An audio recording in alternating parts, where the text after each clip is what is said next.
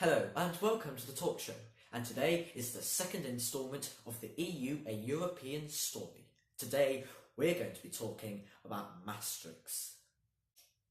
After Britain's entry into the EEC, it was almost complete. All the European Economic Community needed was to have Greece join in 1981 and then Portugal and Spain join in 1986, and it will be as big as it's ever got. And that's because on the 1st of November 1993, the Maastricht Treaty came into force. Before, the EEC had just been an economic community made up of a single market and a customs union. But the Maastricht Treaty was something more. It created the EU's framework for cooperation and 3 pillars.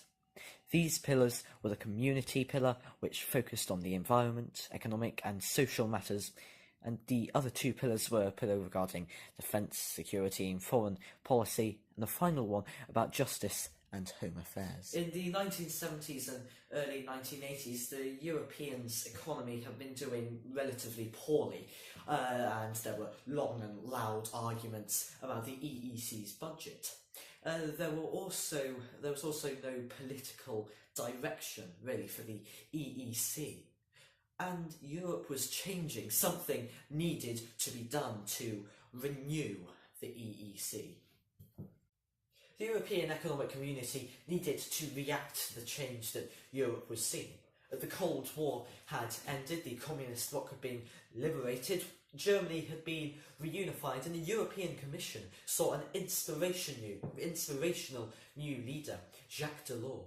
Delors insisted that there was more to Europe than just an economic union, and the product of all of this change was, you've guessed it, the Maastricht Treaty.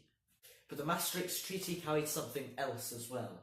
It was the start of the euro. It was a common currency held by all EU nations. It followed naturally from the single market created earlier in the 1980s, which allowed the freedom of movement of people, goods, services and money around EU nations. The currency allowed people to move around almost all countries without needing to change their money either.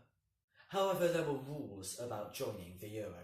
Countries needed to have a budget deficit of less than 3% of GDP. Governments needed to have debt of less than 60% of their GDP, or that debt needed to be in a declining curve. Countries must have inflation within 1.5% of the average figure for the 3 countries with the lowest inflation rate in the EU.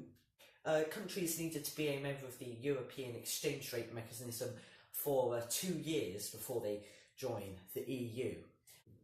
There were also other rules, but we'll go into all of them in more detail in my next video. However, the euro benefited some countries much more than others.